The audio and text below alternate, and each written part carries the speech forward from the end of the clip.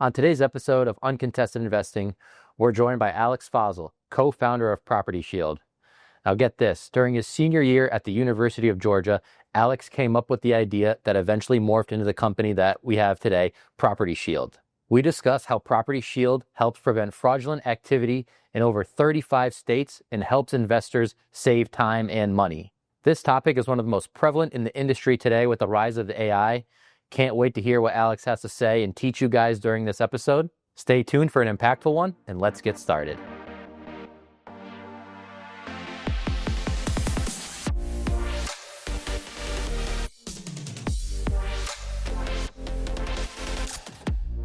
Welcome to this week's episode of Uncontested Investing. Suzanne and I are excited to be joined by Alex Fahsel, co-founder of Property Shield. Alex, thank you so much for joining us today. Yeah, of course. Happy to be here. So our conversation today is going to center around risk management and due diligence, and we're really going to zone in on protecting investors from fraud and bad deals. So Alex, I'm excited to get into that topic, the rise of technology, AI. I'm sure every investor's ears perked up when they heard we were discussing this topic. Let's start with you, though. How'd you get your start in this industry? So, funny story. So I got started back in the summer of 2022, was interning at Progress Residential in their market operations. And so during that time, I was being real nosy and I was poking around, being like, okay, how does this stuff work? And, you see this massive company and you're like, okay, how do they own and manage this many single properties at scale? So I dive into it and I quickly start seeing a bunch of, some problems that are emerging. And then one of those was squatters and trespassers. And again, I was just kind of prying, figuring out why do you guys have this big of an issue with squatters, especially within the Atlanta market? Like, what's causing this? And apparently it was fraud. And then a lot of it was due to, one, the self-showing technology that was the scammers were, I guess, taking advantage of, using that to gain access to the homes, and then using these fraudulent listings to get victims to then move into these homes. And so after that internship, I had one last semester of college, and I was like, okay, I'm going to see what I can do. I had the easiest schedule of all time the last semester. I'm playing, pickup basketball as my primary class. So I'm like, I got time. Did you get an A? I got an A. Thank God. And so I was like, okay. I got some time on my hands. Let's figure out if I can build out a clickable prototype, go back to the REIT and then, there are other competitors and just see if they're interested. And so that's what I did. I put together a clickable prototype on Figma, which is just a design software, and then started cold emailing the REITs. And I was like, okay, took the worst approach to cold email. Because this was a first time through, use the main domain to blast out pretty much everybody that works at the company. Luckily, I just didn't get, reported and the domain didn't crash. But they're like, okay, someone went to our website and they clicked on, contact us, and I was able to hop on the phone with a few different people, and they're like, this is actually solving a big problem we're having. We need to figure out a way to, top a funnel solution to reduce the number of fraudulent listings that are then leading to people getting moved into these homes. Yeah. And so I was like, okay, this is great. They need the product, but I have no clue how to code. And so then it becomes a mad dash for me to just calling up everybody in the CS program within University of Georgia, Georgia Tech, to be like, okay, someone please help me out here and help me build out an MVP. And then met my wonderful co-founder, Lucas Lind, and then we kind of just got to the races after that. Awesome.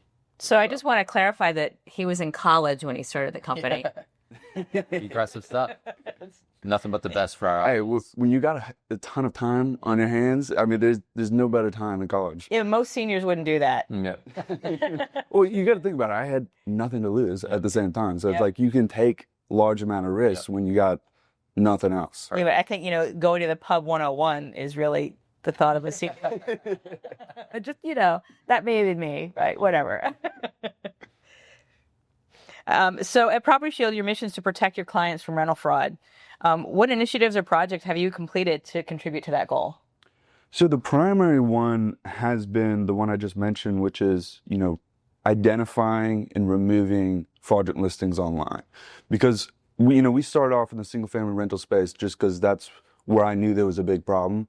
But now we're starting to segue over into the MLS, the association space, and work directly with those people. And what we're finding is really shocking. Like, we're seeing between 20 and 25% of all listings, residential real estate listings online, have at least one or more duplicate fraud listing impersonating that property. Wow. And so it's just, the scale of it honestly surprised me as well, because we were just like, okay, we'll do an audit. We'll see how big the issue is. It's big.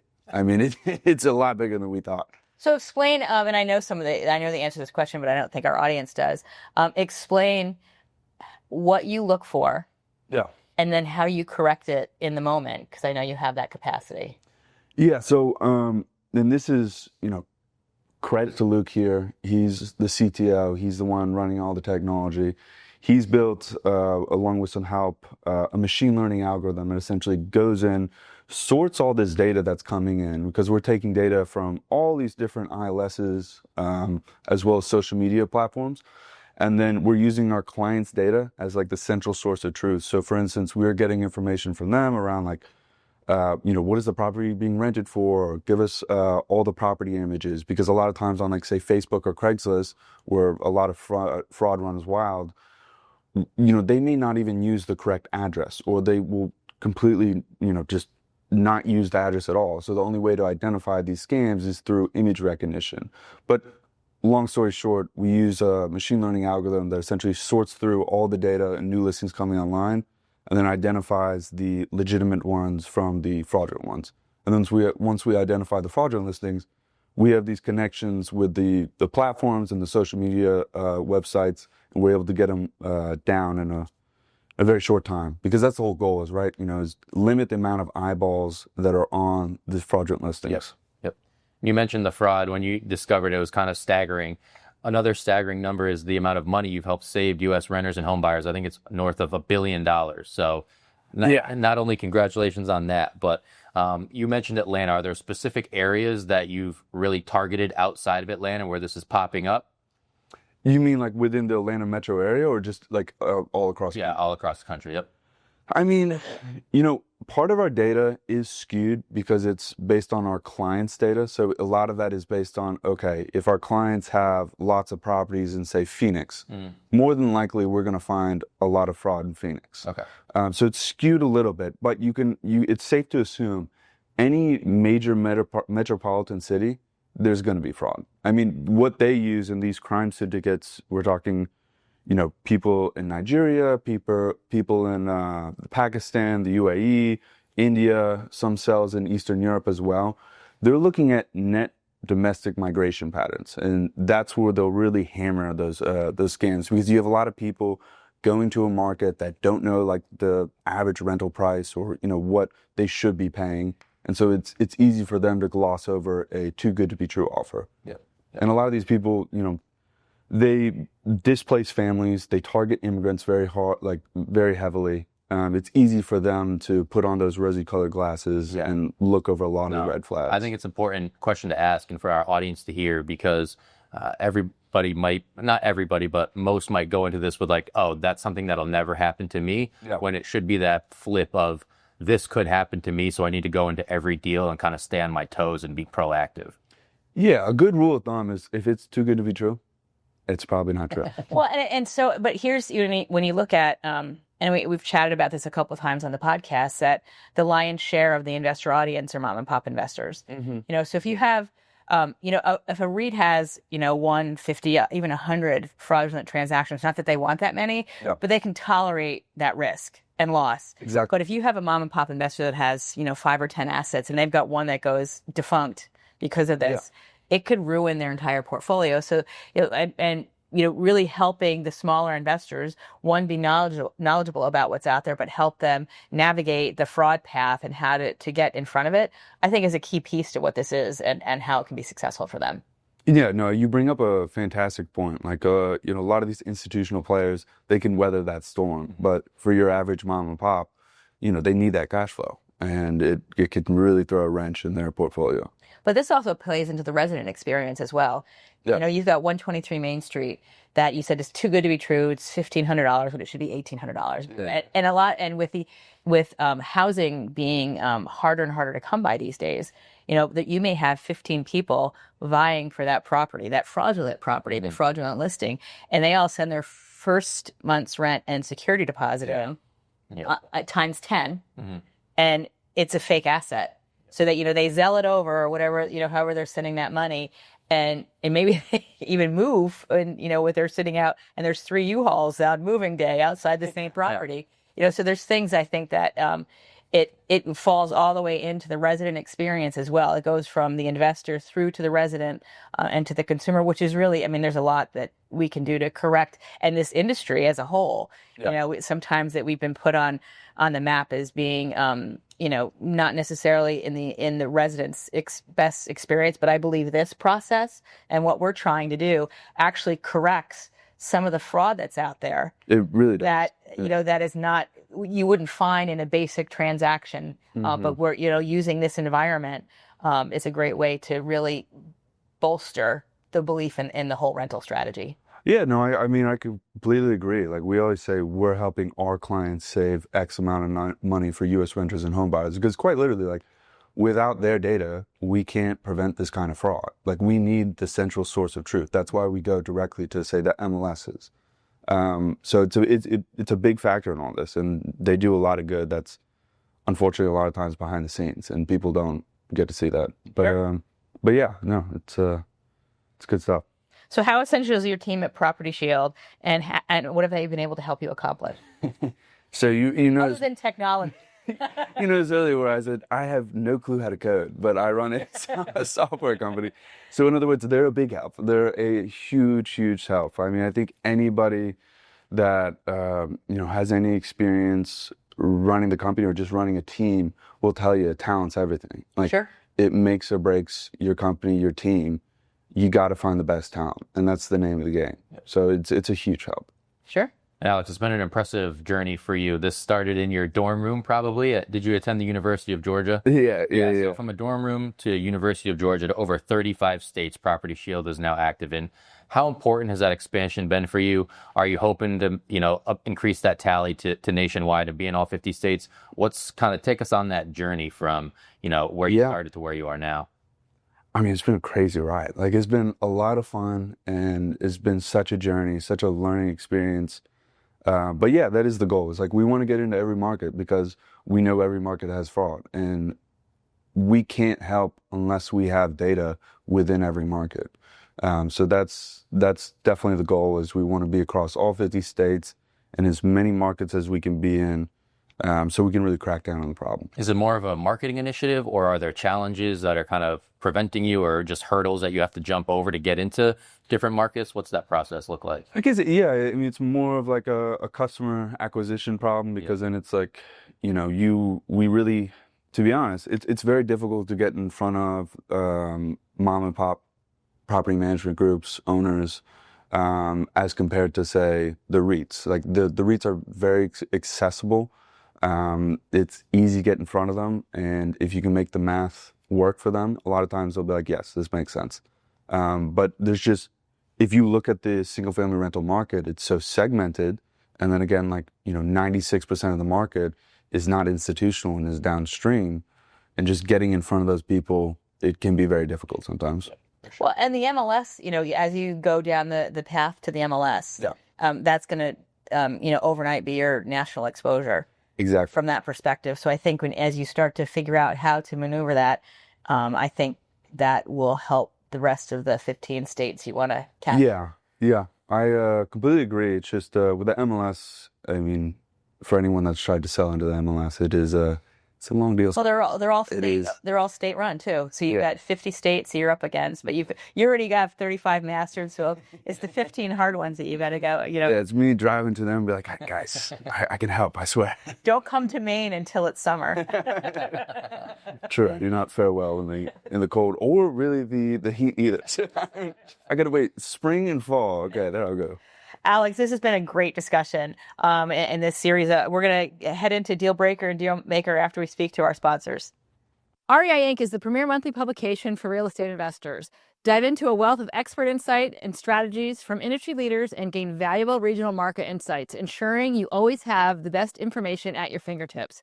Visit rei-ink.com to elevate your real estate investment game today. Welcome back. We have a great topic going on here with fraud with Alex and due diligence. So we're at a segment we call Deal Breaker and Deal Maker. Can you share a moment from your career that has served as a turning point or launching pad that propelled you to where you are today?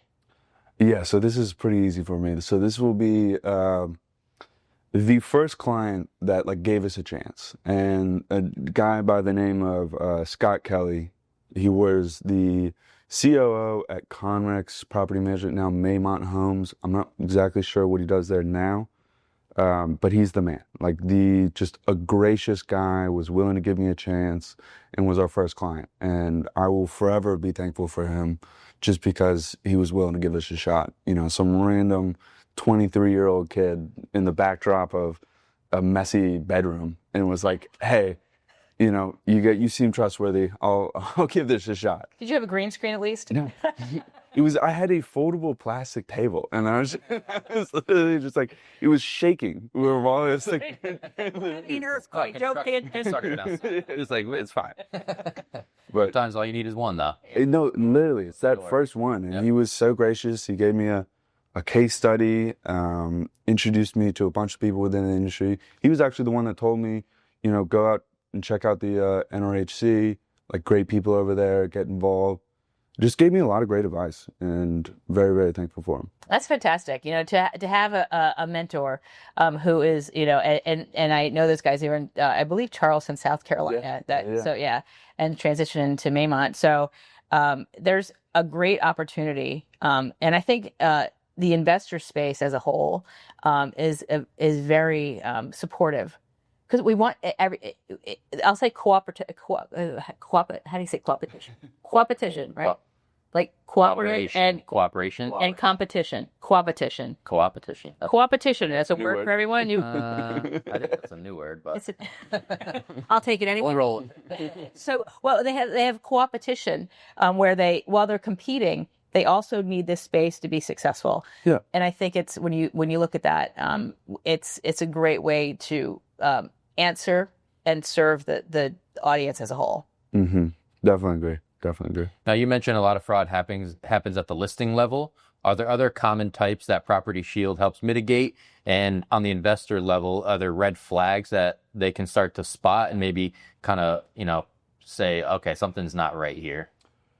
To be honest, stuff that we help with, we honestly, we have a very narrow lane as of right now, and we're just trying to help this one instance of fraud. But in other words, just from being in the community and talking to a lot of other founders of different fraud companies, big one is wire fraud. That's a huge one.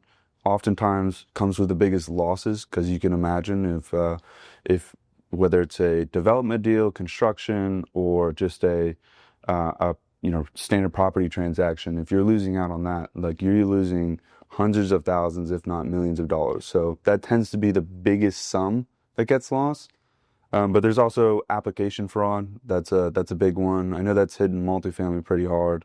And we're thinking about have a unique approach to helping out with that side of things, kind of building out a collective to where a lot of people, when people apply to X company and they use screening software to say okay, this applicant is fraudulent, a lot of times they don't do anything with that fraudulent applicant. And so what we're trying to do is essentially have a collective to where that fraudulent applicant then gets put in a database, and then say if you buy into that collective, you get access to all these different fraudulent applicants across a variety of different companies. Okay.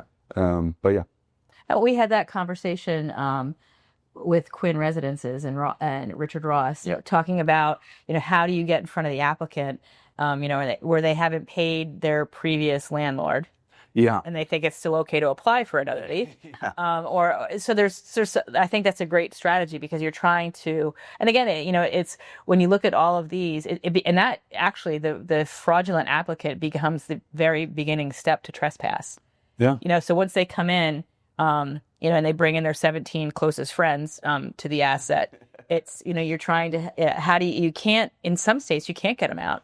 And we heard from Kelly Brooks that you can't even charge for 90 days in rent loss in certain states. So this is, I think the industry is evolving to correct some of these things. We've certainly seen, and in Georgia alone, the legislation for fraudulent and trespass is evolving in the right direction. Yeah. And I think that hopefully we see some of these other elements be addressed from the legislative perspective as well.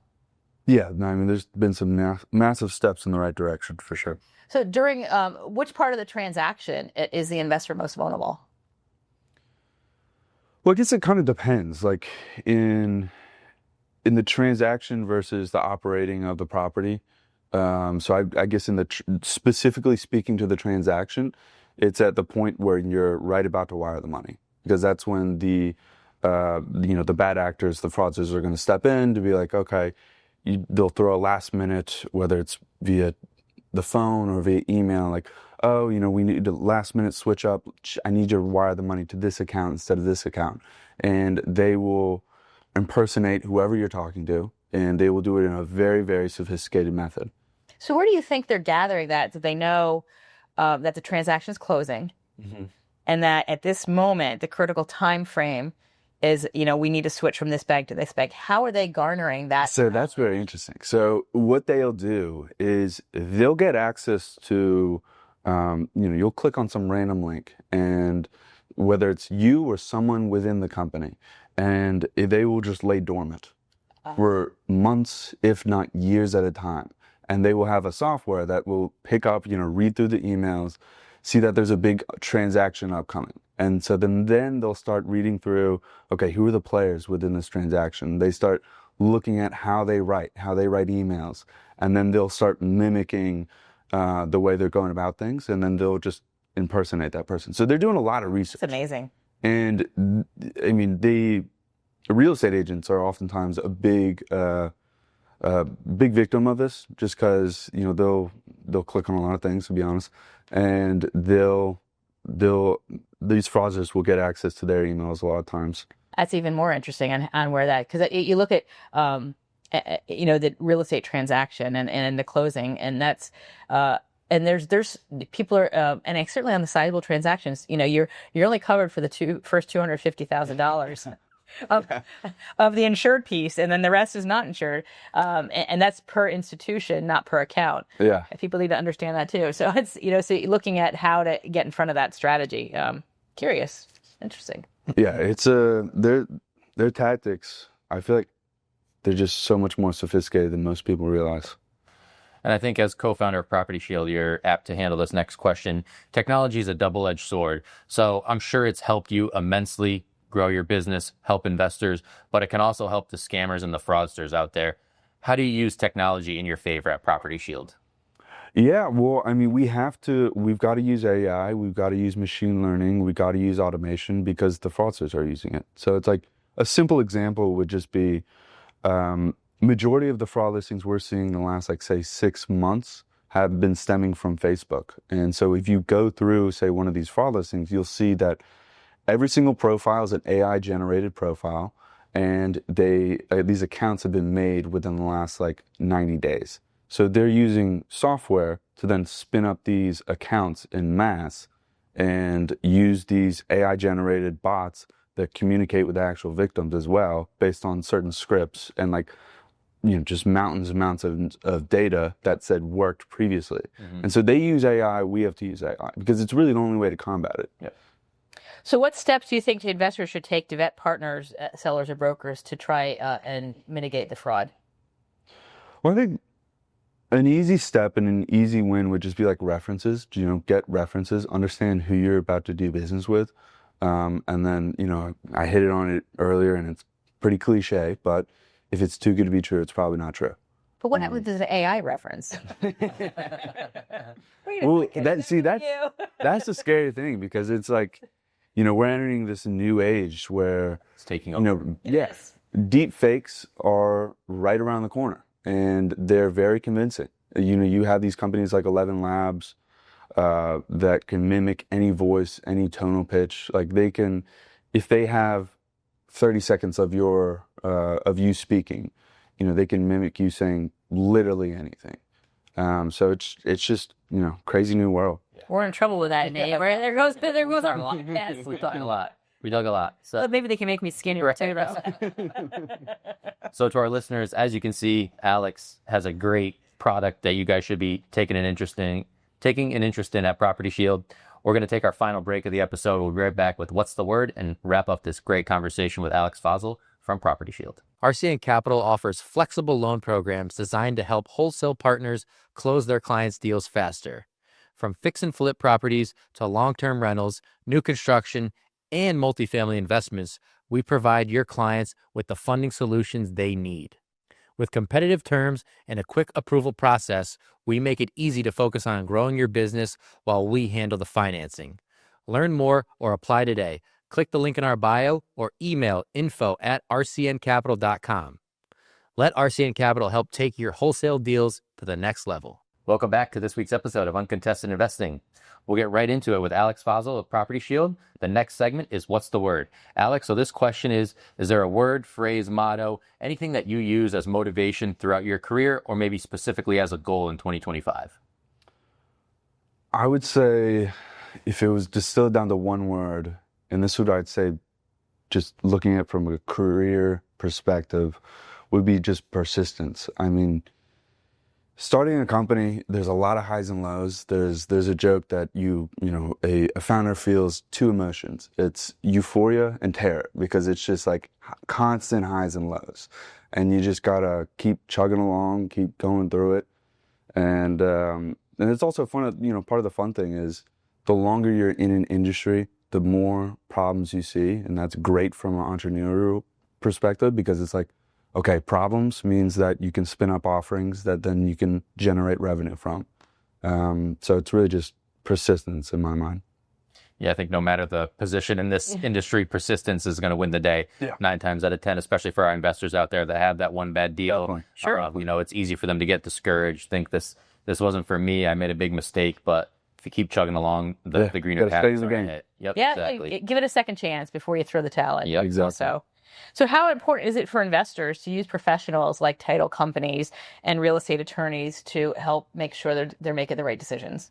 Well, I think it's extremely important, just because, they deal with this stuff all day, every day. And so a lot of times they're going to pick up on things that you wouldn't otherwise see.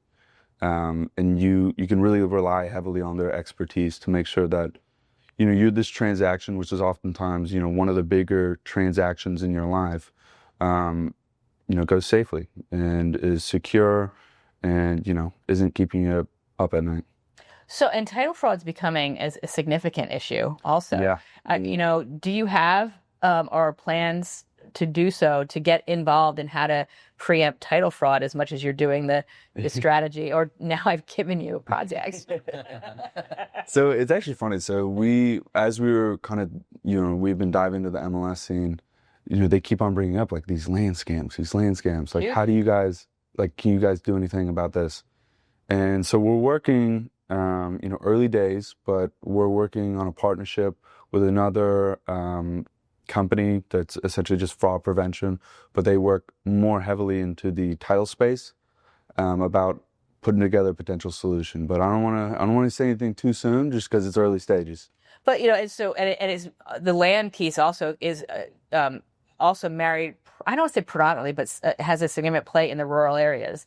Where they're going at, and they'll because a lot of people aren't looking at their land. They own a parcel somewhere. Yeah, Maine's a big place for that. But when you turn around and see 25 acres in somewhere, and people are actually transacting. And they're usually owned, and they don't have title. It's a cash transaction. So there's a lot of pieces that play into why that's an easier fraudulent transaction. Also, anybody with Adobe Acrobat, essentially commit the fraud. So the barrier to entry is very rare. But it is. I mean, you look at it, but there, what are the ways that you can protect yourself in all pieces to that, and it's really those that are owned without a lien are the ones that are most at risk, whether it's land or land and house, are the ones that are in that segment. So a lot of what you do at Property Shield can be catching the fraudster in the act of committing fraud. What are you doing at the beginning stages to maybe even prevent it from even happening in the first place? So this is really exciting. So this is something that we've been working on for a while. So you can, like I mentioned, we have these close relationships with the different ILSs, with the different platforms. So the main goal here, and this is like the crown jewel, is for us to do the back end trust and safety of these ILSs so that we can catch the fraud before it ever goes online. That's the goal. what is an ILS for? Internet listing service. Okay. So it's just anywhere where you see real estate listings online for the most part, if that's what they specialize in. I wouldn't call say Facebook is not. I wouldn't consider that an ILS, even though on Marketplace you can see property listings. Okay. Awesome. So is taking advantage of networking and collaborative strategies a critical part to how you help people in the industry? 100%. Because trying to do business with people without meeting them in person is very difficult, especially for an older industry like real estate. These people care a lot about meeting you in person, understanding your character, especially with something like fraud, and they want to get to know you a little bit. They want to trust you and build a relationship before they do business. Yep, nothing That's very can replace that first meeting, the handshake, that initial conversation, and look into the eyes. Yep, exactly. It means something. It does. The traditional handshake is now turned into, that's when that was how you did your first, trustworthy transaction on a handshake, and now it's more, are you really who you say you are? Yeah, exactly. So if it's top secret, we don't really have to discuss any projects that you're working on, but maybe are there projects or goals that you have set for this year or beyond with Property Shield? What's next for Alex Fahsel and Property Shield? Something cool we're working on is kind of just diving into incident tracking. So tracking squatters, trespassers, vandalism, break-ins, stolen appliances for a lot of our SFR clients. Because what we can do is we can consolidate this data, anonymize it, and then just kind of show it to everybody that uses our platform. But then also add on a layer of predictive analytics and a very in-depth risk score at the per property level, to where it really allows operators and owners to allocate their resources in just the most effective manner. Even from an acquisition standpoint, if you can see that, hey, there's a ton of squatters within Southeast Atlanta or something within these specific areas of the city, maybe you want to think twice in terms of, okay, buying a property in that area, or it's just additional layer of risk. So you're able to regionally speculate where this is going to happen. You can see it move like a weather map. It's kind of ridiculous. A lot of these fraudsters are very nomadic. Okay. So in the South, in the winter, in the North in the summer, or maybe the South, and then during the winter, Florida. There you go. So to our investor audience, as you can see, Alex can become your new best friend. What he's doing over at Property Shield can help save you tons of money. So I encourage you to go check it out. Property Shield, Alex Fahsel. What a great interview. Alex, thank you so much for your time. We really appreciate it. Yeah, appreciate y'all having me on. It's been a fun talk. Thanks for participating. Yeah. And we'll see you soon. For Susanna Andreessen, I'm Nate Zielinski. That's Alex Fahsel of Property Shield. We'll catch you on next week's episode of Uncontested Investing. Thank you for listening to Uncontested Investing. Questions about today's episode or the podcast? Email podcast@rcncapital.com and make sure to follow REI Inc. magazine on LinkedIn and Facebook, and RCN Capital on Instagram, LinkedIn, and Facebook. See you all next time.